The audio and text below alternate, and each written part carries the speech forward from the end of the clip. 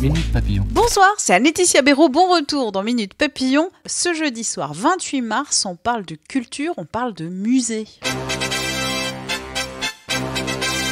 C'est l'un des monuments les plus connus de Paris, la pyramide du Louvre. À 30 ans, à l'origine critiquée, l'œuvre de l'architecte Paye est entrée dans la culture populaire. Oui, dans Da Vinci Code de Dan Brown, une référence dans le film Adèle Blanc-Sec, réalisé par Luc Besson, ou encore tout récemment dans le clip vidéo d'Ape Shit du couple Jay-Z-Beyoncé.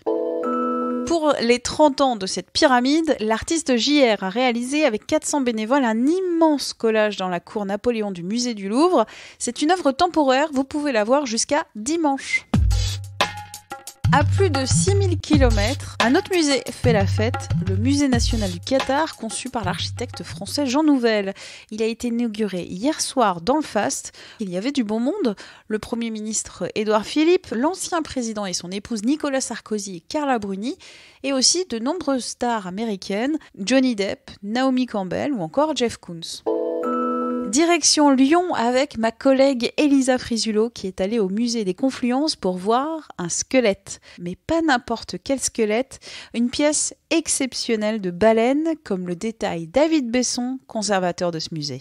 Le squelette fait à peu près 17 mètres 75, ce qui veut dire que l'animal vivant devait faire un peu plus de 18 mètres avec la chair, la peau, la queue, etc.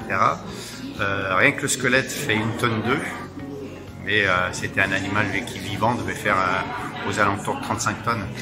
Acquis en 1878 par le Muséum d'histoire naturelle de Lyon, le beau squelette a longtemps dormi dans des réserves de musées et maintenant le voilà accroché au-dessus des têtes des visiteurs du musée des Confluences.